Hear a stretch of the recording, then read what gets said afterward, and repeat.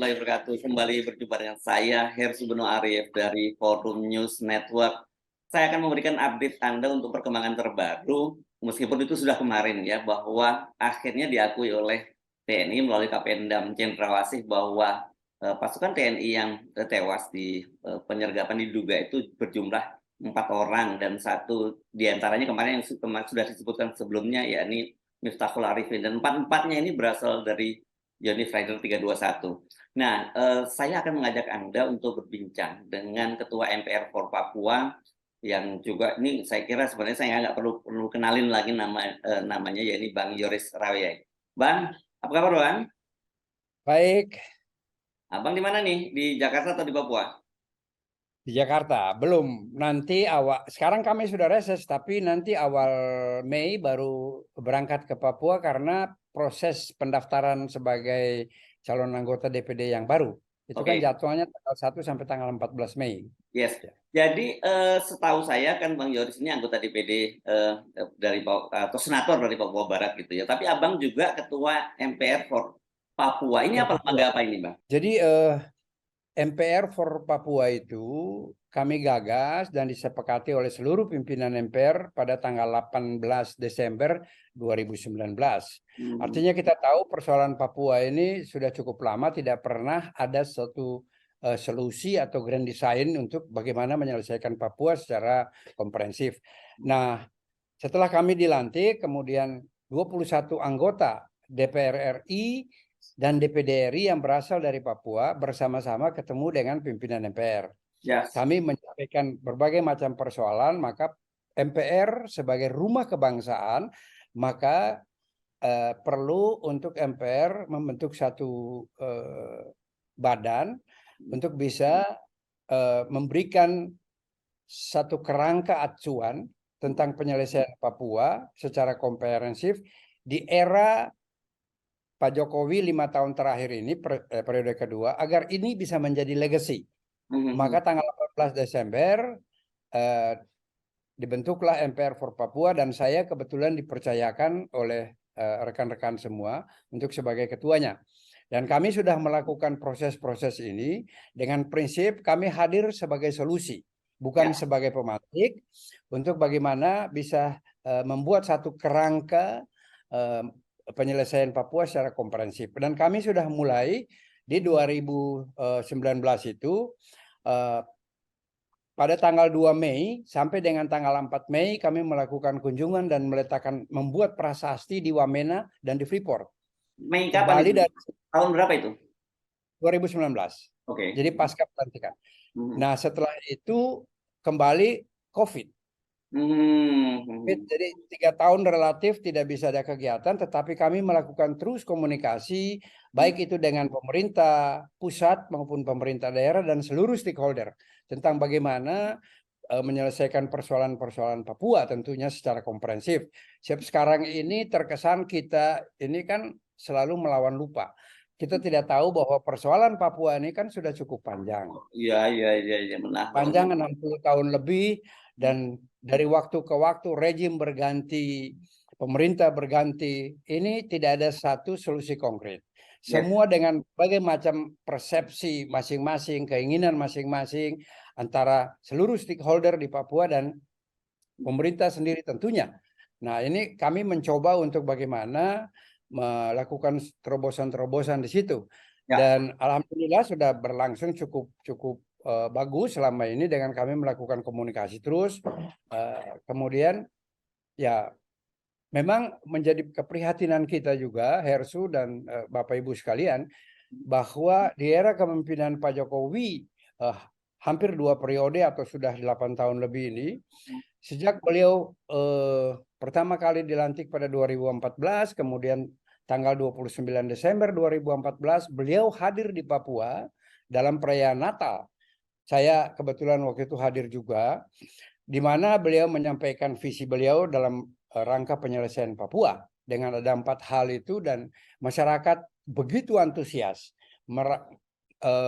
Masyarakat merasa bahwa ini ada penyelamat yang hadir di tanah Papua.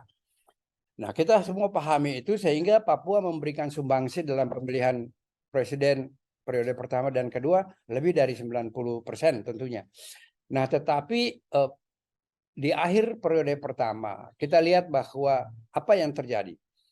Beliau sudah kunjungi Papua lebih dari 10 kali, terakhir 13 kali waktu beliau tahun lalu ke sana. Ternyata di sana pra dan pasca kunjungan beliau ke Papua, eskalasi kekerasan itu makin meningkat. Dan akhir-akhir ini menjurus kepada sarana-sarana milik negara. Seperti kantor bupati, kantor KPU, merusak jalan, dan lain sebagainya. Ini kan menjadi keprihatinan. Kemudian terjadi pelanggaran HAM yang menurut Amnesty International, ini kan yang terbanyak dalam proses pemerintah Republik Indonesia di 5 tahun kepemimpinan Pak Jokowi. Tentu ini menjadi keprihatinan. Nah, di sini kami melihat dengan ini kan terjadi satu anomali. Beliau datang terlalu banyak ke sana, masyarakat terlalu memberikan ekspektasi yang berlebihan.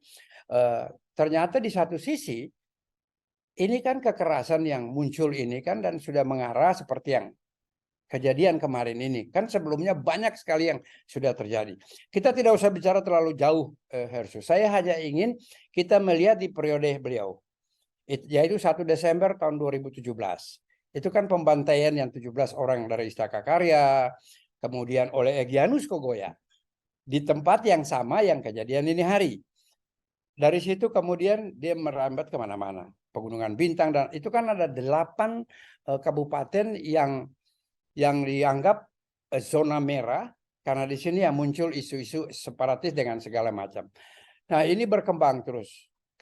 Saya pertama ingin menyampaikan turut berduka cita tentunya atas gugurnya anak-anak bangsa, prajurit TNI. Mudah-mudahan ini yang terakhir kali. Dan kita punya komitmen bersama untuk mari kita bangun Papua dalam konteks Negara Kesatuan Republik Indonesia ke depan yang lebih baik, lebih adil, lebih makmur, dan lebih sejahtera tentunya. Nah, kita lihat berbagai macam persoalan itu sampai ini hari. Ini kan menjadi pertanyaan. Dan kami dari MPR for Papua sudah melakukan komunikasi, dialog, diskusi dengan pemerintah pusat di bawah Menko Polhukam tentunya. Hampir semua sudah. Panglima, Kapolri, Jaksa Agung, BIN, dan lain sebagainya, seluruh stakeholder. Dan kami selalu melakukan komunikasi dan rapat-rapat terbatas. Sampai dengan terakhir, kami ketemu 2 bulan lalu juga, masih membicarakan persoalan-persoalan ini.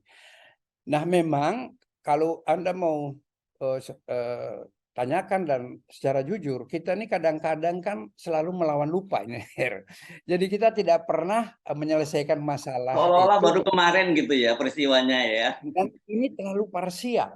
Ya, ya. Ini kan bukan masalah yang baru, cukup panjang. Kita ambil saja spot yang paling terakhir ya. Yang paling terakhir kejadian ini. Ini kan banyak. Nah, yang menjadi persoalan sekarang yang terjadi beberapa hari lalu ini kan. Ya. Ini menjadi pertanyaan. Ini bukan baru pertama kali anak-anak bangsa, prajurit-prajurit profesional yang gugur di situ. Ya, ya. Sampai dengan Kabinda terakhir. Itu ya, Brigjen Putu yang akhirnya terakhir Mayor Putu Dani ya. Ya. Dan kemudian ada penyerangan di pos marinir 2 tahun lalu juga di Pegunungan Bintang yang 6 orang. Egyanus juga yang melakukan itu. Nah, yang menjadi persoalan sekarang, kenapa hanya pertama kali kita mendengar dari Kapendam bahwa ada kejadian di Mugi yang menewaskan satu prajurit, kemudian Panglima, Kasat, Pangkostrat melakukan Nah, ini kan berarti ada sesuatu. Betul. Apakah urgensinya apa? Kalau kita berbicara tentang itu kan berbeda. Selama ini kan sudah terlalu ada, dan penebalan pasukan TNI di situ hanya dalam rangka menopang, membantu kepolisian dalam rangka melakukan upaya-upaya penegakan hukum. Tetapi kok kenapa tiba-tiba pertama kali kita dengar 1 orang meninggal, prajurit kita yang profesional meninggal, kemudian Panglima dan Kasat serta Pangkostrat tiba-tiba meluncur ke sana. Apakah ini menjadi pertanyaan? Apakah karena ini operasi khusus yang dibangun oleh TNI dalam rangka penyelamatan pilot Susi Air atau apa? Kalau memang itu dalam rangka penyelesaian Susi Air, pilot Susi Air, memang kalau kita melihat, membaca bahwa itu Mugi itu kan perbatasan dengan basisnya Egyanus Kogoya. Ya. Nah, bisa saja mungkin ya pilot itu berada di situ dan melalui teknologi TNI sudah mapping ini semua, kemudian mereka melakukan gerakan-gerakan itu sehingga terjadilah masalah ini. Memang sulit juga, artinya kalau kita melihat perbandingan, selalu kita katakan bahwa kelompok-kelompok separatis atau KKB yang berada di beberapa kabupaten itu, rata-rata itu kan relatif jumlahnya sedikit. Persenjataannya hasil rampasan, amunisinya juga dari hasil-hasil rampasan itu. Nah, kemudian prajurit-prajurit kita yang sudah terlatih dan profesional menghadapi ini bersama-sama dengan kepolisian tentunya dalam rangka penegakan hukum, kok tidak pernah berhenti, tidak pernah selesaikan. Ini menjadi pertanyaan. Saya selalu katakan bahwa kita perlu evaluasi kembali pola. Apakah sistemnya yang keliru atau manajemen yang salah gitu dalam mengelola ini? Oke, kita pahami saja bahwa medan di sana itu memang sulit. Tetapi dengan teknologi yang begitu canggih, kemudian profesionalisme TNI kita, ini kan kita harus bisa katakan bahwa sekarang kan kita bisa mapping. Yang menjadi persoalan dengan berbagai macam kejadian ini, kenapa pemberitaan itu paling cepat beredar di luar negeri, secara internasional dulu. Nah, baru kemudian kita expose di dalam negeri, kemudian ada kesan bahwa ini tidak perlu dipublikasikan dan lain sebagainya karena rawan, whatever. Tetapi dalam dunia informasi sekarang ini kan kita tidak bisa menutupi itu, Her. Ini kan sangat sulit sekali, apa saja bisa. Nah, saya mungkin perang propaganda gitu ya, Bang, ini sebenarnya ya. Biasa di mana-mana saya pikir ini perang. Tapi bagaimana kita bisa mengkapitulasi berbagai macam persoalan itu dan mengcounter itu secara profesional tentunya kan. Nah, saya pernah punya pengalaman tersendiri, Her. Jadi pada saat saya 2017 itu kejadian di Egyanus membunuh karyawan Istaka Karya yang 17 orang dulu, saya pada saat itu masih menjadi staf khusus bidang Polkam oleh Ketua DPR, Pak Bambang Susatyo pada saat itu.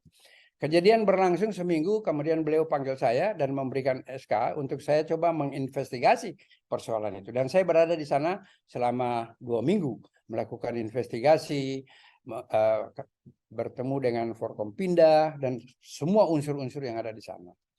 Kesimpulan pada saat itu yang saya dapatkan, karena begini, Her, kita melihat bahwa pada saat itu kita mengklaim Egyanus Kogoya dengan 30 anggota, kemudian senjatanya hasil rampasan, dia mampu melakukan kegiatan-kegiatan. Nah, kami coba waktu itu melakukan investigasi, kemudian menganalisa. Kelompok Egyanus ini berasal dari Nduga. Nduga itu punya pengalaman pahit terhadap negara, yaitu peristiwa Mapanduma. Dulu Lawrence itu. Nah, ini di sini. Kemudian dia diterlantarkan hampir 20 tahun lebih, kemudian baru dijadikan kabupaten yang terbaru di daerah Pemekaran nih, Bang, ya, jadi ya. Pemekaran terakhir itu. Nah, 20 tahun lebih pasca itu, pasca Lawrence itu 96 nih, tahun tidak 96 ya waktu itu. Tidak pernah disentuh oleh pemerintah, ada edukasi, ada program dan lain sebagainya kan. Nah, ini membuat, dan Egyanus itu kan berasal dari sana, orang tuanya juga meninggal dan lain sebagainya. Dari ada dendam-dendam memotivasi mereka, kemudian mereka terbuka keluar sekolah di mana-mana, di Timika sampai di Wamena dan seterusnya. Teknologi menunjang itu, mereka sudah pintar main WA dan lain sebagainya. Nah, dari hasil penyelidikan itu kita melihat waktu itu mereka ini kan Pertama pertanyaannya, apakah mereka punya instruktur? Ya, ya, ya, ya, ya, Melakukan kombatan ini begitu ya, canggih. ya. Kalau kita melihat dari Egyanus kan sekarang umur baru 25 tahun. 25 Bang Relatif, ya. Jadi pada waktu Istaka itu dia masih belasan tahun ya artinya peristiwa itu. iya. Ya. Ya, Dan ya, dia terkesan memang orang tuanya itu ya, tokoh. korban, Ya, ya, tokoh dan korban pada saat ya, itu. ya, Oke, ya. dan nah ini kita melihat kenapa mereka begitu militan dan kenapa mereka terkesan ya sudah memiliki strategi kombatan.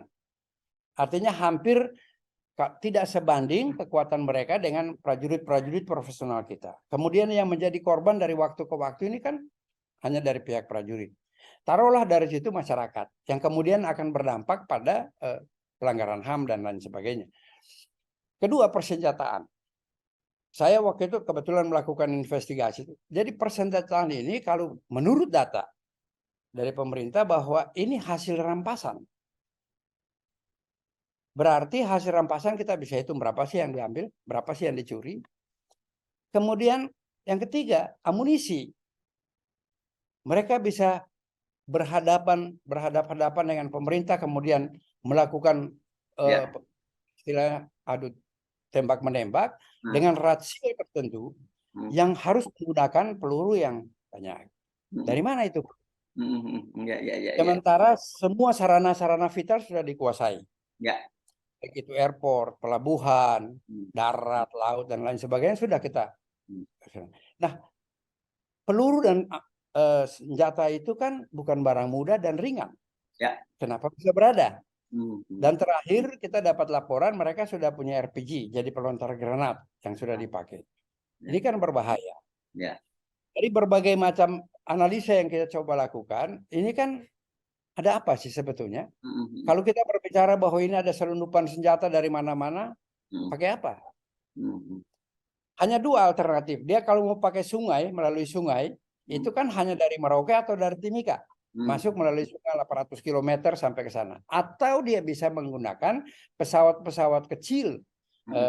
Karena di atas di pegunungan itu ada 112 airstrip yang ada. Untuk mendaratkan Di pesawat luar ya. ada 112 itu ada airstrip yang kecil-kecil yang untuk misi kemanusiaan dari PNG. Jadi tidak dikontrol oleh pemerintah. Jadi tidak punya segala macam. Mereka melalui radio saja. Jadi Kemudian terbang kalau langsung ke PNG gitu. dari PNG, jadi itu kan misionaris. Ya, ya, ya. Mereka apa itu dia ada yang sakit atau diantar bantuan makanan, mereka pakai radio, kemudian mereka kontak ke sana. Nah ini tidak bisa kita awasi. Ini memang sulit kita awasi karena secara geografis Anda tahu kan, Ya, ya. begitu luasnya Papua, medannya Papua. Kemudian memang harus menjadi perhatian kita juga begini. Kondisi sekarang di pegunungan, baik itu Lapago maupun sebagian Mepago, itu kan budaya mereka itu adalah budaya perang. Ya, Jadi ya. dia selalu berperang dan itu dianggap biasa sampai nanti ada satu titik temu kompromi di situ. Ya, ya, ya, ya, ya. Nah, jadi kalau berhadapan dengan TNI, dianggap ini perang suku. Ya, ya, Jadi ya. biasa saja dilakukan. Dengan medan yang begitu berat, kemudian masyarakat di sana, coba kita bisa lihat, kita bisa di Google segala macam. Mereka itu survive kenapa? Memang dia hidup di situ. Ya, ya, ya, ya. Kaki telanjang, kemudian badan telanjang, sementara suhu di situ itu kan di atas 10 derajat. Pasukan ini kan mau ke sana kan setengah mati, apalagi lereng. Ini memang banyak kendala. Tetapi menurut saya, oke lah itu masalah semua, kita bisa evaluasi, kita bisa duduk secara bersama-sama. Tapi apa? Kan kita sudah punya komitmen bersama bahwa MPR for Papua sebagai rumah kebangsaan, kami hadir sebagai solusi, bukan sebagai pemantik. Itu yang saya pun ingin menyampaikan kepada pemerintah atau kita semua di sini, bahwa kita jangan melihat Papua itu khusus kekerasan ini saja. Kekerasan ini kan hanya terjadi di 8 kabupaten di daerah Lepago dan Mepago. Ya, ya. Daerah pegunungan ya, Pak ya. Daerah pegunungan. Sebenarnya banyak sekali hal-hal positif yang bisa kita sampaikan, kita publikasikan, dan ini kan tugas pemerintah. Kita sepakat. jadi jangan fokus saja, oh ini ada kekerasan Papua karena ini Egyanus Kogoya, Hmm, ya. Lokbere dan lain sebagainya ada kematian. Kita bisa lihat hal-hal positif Hmm, yang telah dibangun oleh pemerintah dan ini harus dikapitalisasikan, kemudian diberikan narasi yang baik, kemudian dipublikasikan terus. Kita lihat ah, Presiden kemarin hmm, meresmikan Youth Papua Center itu, ini kan hal-hal yang sangat positif. hmm, Kemudian kita lihat bahwa sekarang ini menghadapi tahun politik, ada pemilu serentak di sana, ada pemilihan kepala daerah di sana. Papua dikembangkan menjadi 4 provinsi hmm, yang baru. ya betul. Sementara dengan situasi sekarang ini, Hmm, kita harus bagaimana pemerintah harus mempublikasikan itu. hmm, Apakah struktur organisasi di pemerintah yang baru, provinsi 4 provinsi itu sudah memadai? hmm, Kemudian struktur ASN-nya di situ sudah ada hmm, dan lain sebagainya. Nah, ini kan jarang sekali pemerintah mempublikasikan itu. hmm. Juga pemerintah tidak pernah punya desk yang bisa mengimbangi pemberitaan. Ya, ya, ya, ya, ya, betul, betul, betul, betul. Oke. Saya tahu, saya sudah ketemu dengan Menlu, sudah bicara dengan Menko Polhukam, dengan semuanya. Hmm, Kita bisa tahu. Jadi hasil investigasi saya dulu 2017 itu, hmm, pertama itu kan apakah mereka sudah punya instruktur? hmm, hmm, Pasti ada sehingga mereka bisa melakukan kombatan yang semi profesional. hmm, Kedua, persenjataan hmm, dan amunisi. hmm, Mereka punya cukup banyak. hmm, Bukan dari hasil rampasan. Itu menjadi pertanyaan juga. hmm. Ketiga, Alkom, alat komunikasi. Ya. Kita tahu bahwa setiap kejadian yang terjadi di pegunungan, itu mereka live langsung. Hmm, Kedua ya. sasaran. Satu di Canberra, satu di Oxford. Ya, Maka ya, kita ya, bisa pencegahan. ya, ya, ya. Hmm, Nah, dan yang paling terakhir yang menurut saya ini perlu disikapi yaitu tentang drone. hmm. Mereka memiliki drone yang sama dipakai di Afghanistan Oke. oleh tentara Amerika. Dari mana itu, Drone Pak? ini yang saya mau bilang, Her. Ya. Drone Anda boleh beli di mana saja, Hmm, tetapi mengoperate drone yang ya, generasi tertentu itu tidak ya. semudah itu. Oke. Nah, ini yang hal-hal ini yang saya pikir bahwa mari kita duduk secara bersama-sama, secara kolektif. Hmm, Itu ya. kita membicarakan, kemudian melahirkan satu konsep yang bisa kita selesaikan. Sulit ya pasti, karena ini sudah terlalu panjang, terlalu lama. Hmm, Kalau kemudian ada tuntutan, oh ini harus diselesaikan secara dialog. Dialog antara siapa dan siapa? Kalau ya. pemerintah, saya selalu menyampaikan itu ke UNLWP, kemudian dengan banyak saya sudah ketemu dengan teman-teman tokoh-tokoh di sana. Hmm, Pemerintah pasti bisa. hmm, Tetapi dari Papuanya siapa? hmm, Boleh nggak Papua membuat satu kerangka konsep mengenai dialog yang diinginkan oleh Papua? hmm, Ini kan sulit. Di hmm, Papua kurang lebih sekarang ada sekitar 50-an faksi yang ada di dalam sana. Bagaimana bisa menyatukan? Apalagi sudah lintas generasi. Ini memang hal-hal yang kita tidak bisa lihat secara parsial, kemudian kita katakan, oh ini gampang, yang penting dialog. Dialog itu sudah dilakukan pertama kali di era reformasi. Yang saya hadir di situ juga sebagai tim 100 dengan pemerintah Republik Indonesia di Istana Negara bersama Presiden PJ Habibie. Itu kan dialog yang kemudian melahirkan win-win solution dengan Otsus jilid pertama itu, 2001. Memang kalau dibilang sekarang Otsus gagal tidak, tetapi banyak kekurangan, ya. Karena kita harus pahami, di saat bangsa Indonesia sedang mengalami satu proses extraordinary, yaitu reformasi, muncul tekanan dari Aceh dan Papua ingin melepaskan diri. Maka komprominya apa? Mari kita dialogkan. Dengan berbagai macam referensi, ketemulah solusi, yaitu otonomi khusus. Otonomi khusus itu kan roh dan semangatnya hanya dua, Her. Bagaimana mengafirmasi dan memproteksi orang asli Papua dalam 4 hal. Pendidikan, kesehatan, ekonomi kerakyatan yang berbasis kepada kearifan lokal, dan infrastruktur dalam arti membuka isolasi. Oke. Bukan bikin Trans Papua yang sekian banyak, tidak. Hmm. Tetapi bagaimana membuka isolasi karena masyarakatnya sedikit, geografisnya terlalu luas, sehingga mari kita melakukan percepatan itu. Bahwa dalam 20 tahun pertama, kita tidak bisa salahkan pemerintah. Saya ingin mengatakan bahwa kami dari integrasi tahun 63 sampai dengan tahun 2000, APBD kita hanya 1,35 triliun. Papua ya. Cuma segitu ya? Hanya segitu. Tetapi sejak Otsus 2001 dan 2022 mulai digelontorkan dana Otsus, kemudian DAU, kemudian dana infrastruktur, kemudian dana desa dan lain sebagainya, sampai dengan 2019 akhir daripada otonomi khusus yang pertama, itu pemerintah menggulirkan dana sebanyak 1.830 triliun. Ya. Dalam relatif 19 tahun, yang kalau kita mau konversikan dengan jumlah masyarakat di seluruh tanah Papua hanya 4 juta, maka agak mustahil kalau Papua sejahtera, tidak makmur. Nah ini kan ada apa sebetulnya di balik ini? Politik tentunya. Pertanyaannya kemana itu dana, gitu ya?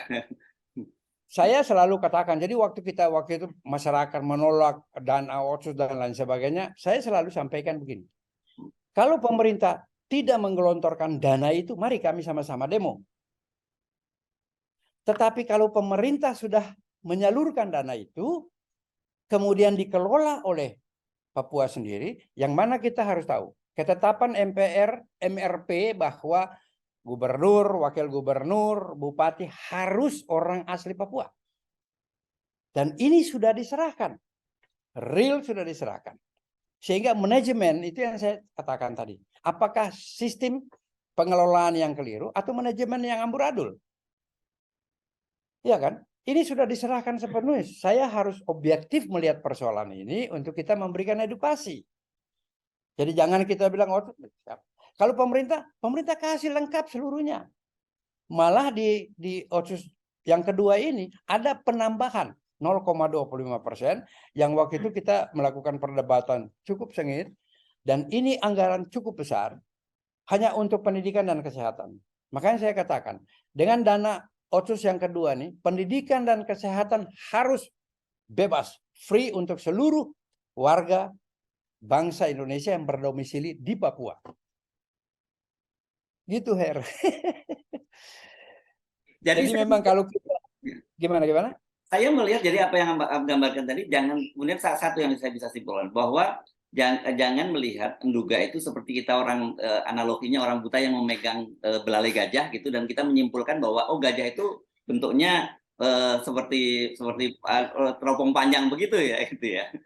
Itu dan satu. kenapa terkesannya tiba-tiba harus begitu? Ya. Jujur.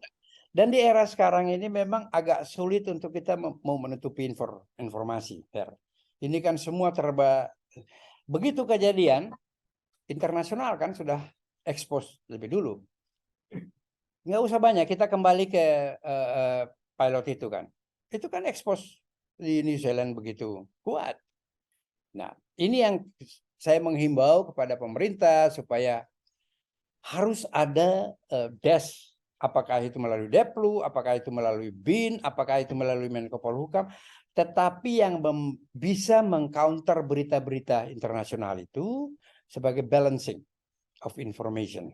Kalau tidak, kita selalu terjebak di situ. Sementara kita tahu, kita sekarang bilang negara semua mendukung kedaulatan NKRI, setuju.